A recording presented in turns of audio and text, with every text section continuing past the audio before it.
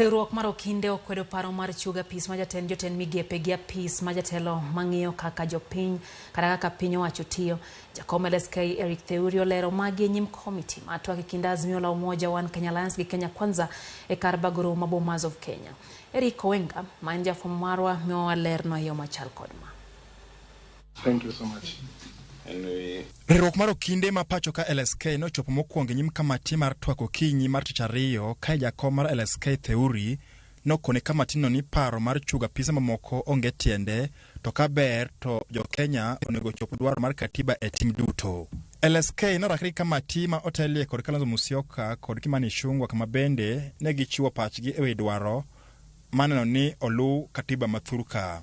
Ewi mano magiwacho ni piny owacho mar Kenya Kwanza okosobedo ka chiwo ranyisi maler kaka dwarore. During the time of demonstrations, there were fractured political tensions. And so one would say this and the other one would say this. But we've seen instances of cabinet secretaries attempting to transfer police officers contrary to what the constitution says. And so that speaks to a culture of impunity and to a culture of a lack of constitutionalism.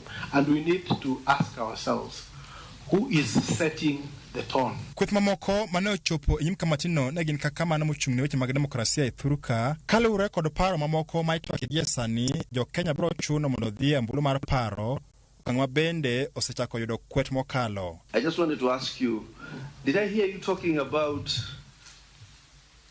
changing our system to a parliamentary system? And is that possible without a referendum? I agreed with your last point, but is that really possible, changing the system of government without a referendum? Riwruok mar jonon buge mag omenda kata Ispax tego bende nokoni kamatino mondo bi orid tol ahinya to mar geng'o mibadhi kod tiyo marach gi pesa oganda jopiny. If you are serious about this matter, deal with it perpendicularly.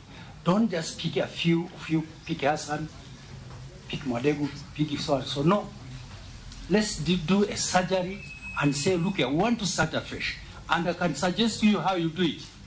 Give an amnesty to all those fellows who have messed the economy in one way or another. And say, from today, we are starting afresh. And let's move forward. Mana kaka odiochienge mamoko mosekalo twak ewi nengo ngima bende ne ok owe chien gi jokanyo mane oyuoro. So the question then becomes, how has the government responded to these difficulties that are faced through taxation to alleviate that suffering? Eugene, you asked me if I have any suggestion on what can be done to deal with the cost of living. I think the solution lies in Parliament.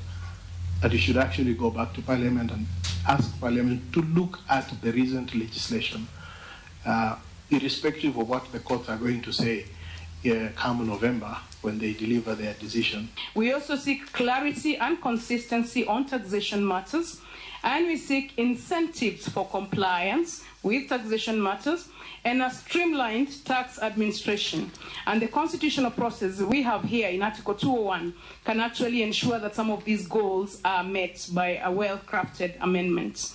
Eseche mudo nadalde kende to kamati maduong' mar twak e kind Kenya Kwanza kod Azimio biro tieko kawo pach jopiny. Gie sani gipiem kod kinde manono gikawo paro mag oganda mang'eny kaka nyalore kapok gidhi e yweyo mar ndiko ripot margi ayanga. Eric Wenga, Ramogi TV, Nairobi.